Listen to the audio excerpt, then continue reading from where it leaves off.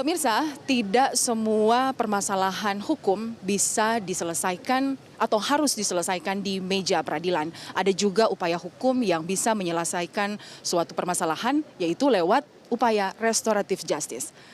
Pada tahun ini, Polres Simalungun melalui Kapolres Simalungun, AKBP Ronald Sipayung mencatat raihan prestasi dalam mendamaikan puluhan kasus pencurian ringan dengan upaya restoratif justice. Seperti apa penanganannya dan juga seperti apa dampak positifnya bagi masyarakat dan juga bagaimana upaya restoratif justice ini dapat menjalin hubungan yang baik antara pihak perusahaan atau pihak korban dengan para pelaku. Kita akan berbincang langsung dengan Kapolres Simalungun, AKBP Ronald Sipayung. Ya, selamat sore Pak Ronald. Selamat sore Mbak. Ya. Terkait penanganan restoratif justice di wilayah hukum Polres Simalungun dan terlebih di wilayah Polsek Tanah Jawa, di mana banyak kasus pencurian ringan yang diselesaikan melalui restoratif justice. Seperti apa penanganannya dan seperti apa perkembangannya hingga saat ini? Ya, jadi perlu kami laporkan Mbak latar belakang kenapa kegiatan restoratif justice massal ini kita laksanakan. Seperti kita ketahui, Kabupaten Simalungun di bawah wilayah hukum Polres Simalungun memiliki wilayah yang begitu luas dan juga memiliki areal perkebunan yang luas yang berdampingan dengan kehidupan masyarakat yang ada di sekeliling perkebunan tersebut. Dan kemudian kegiatan-kegiatan aktivitas perkebunan itu juga menimbulkan adanya masyarakat-masyarakat yang mungkin iri atau pengen mendapatkan hasil tanpa melalui proses yang baik dan benar. Sehingga terjadi kasus-kasus pencurian di wilayah perkebunan tersebut.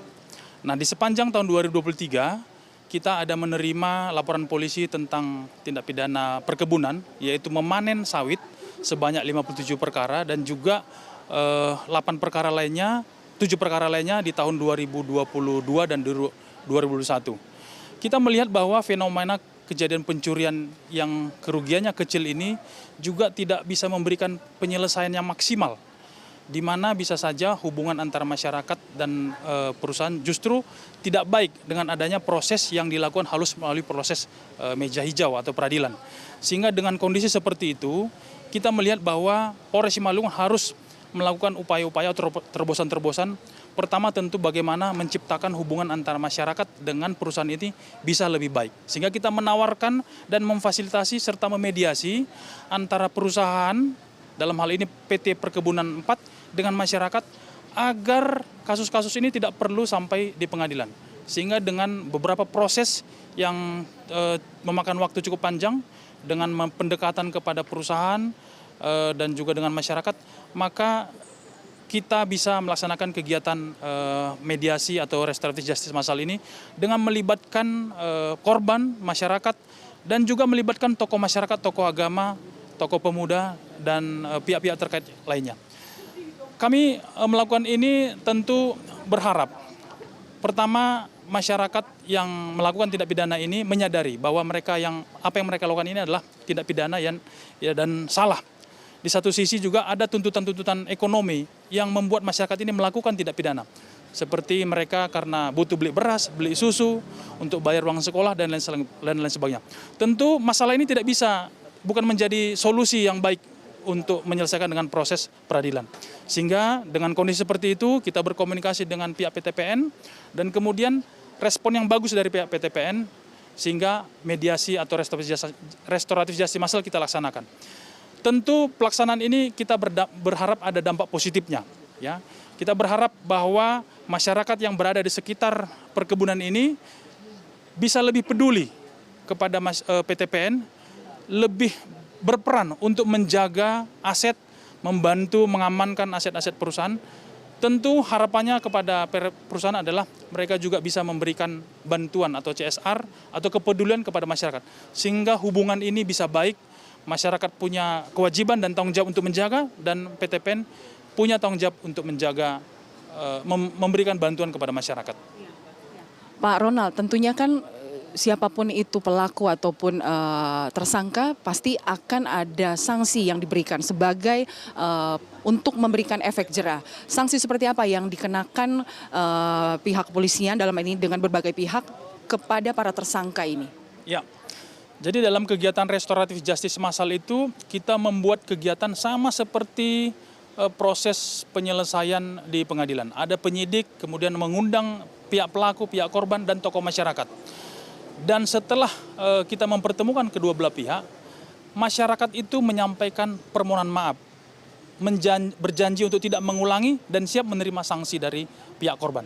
Di satu sisi, tuntutan dari pihak perusahaan adalah mereka tidak mau menuntut kerugian, tidak mau menuntut mengembalikan barang, tidak mau menuntut biaya, tapi yang mereka tuntut adalah adanya hukuman sosial, sanksi sosial kepada para pelaku sebanyak 70 untuk melakukan kegiatan-kegiatan sosial di rumah ibadah seperti gereja, masjid, kantor panghulu atau kantor kepala desa, termasuk kegiatan di kantor PTPN yang bersifat membersihkan, merapikan, yang tentu saja ini juga tidak terlalu berat bagi para pelaku dan juga berdampak dan bermanfaat bagi pihak gereja, pihak masjid maupun kantor panghulu.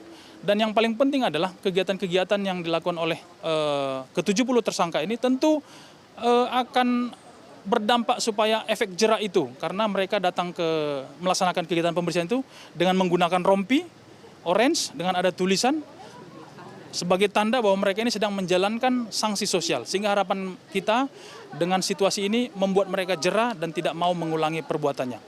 Demikian, Mbak. Secara general, himbauan Anda kepada semua masyarakat yang ada di wilayah hukum Kabupaten, maksudnya kami Polres Simalungun, seperti apa? Ya, jadi kepada masyarakat kami sampaikan dan menghimbau bahwa tindakan mengambil atau memanen buah sawit yang bukan miliknya itu tentu tindak pidana dan itu bisa diproses hukum. Kemudian kami menghimbau kepada masyarakat untuk bisa menjalin komunikasi hubungan yang baik dengan perusahaan.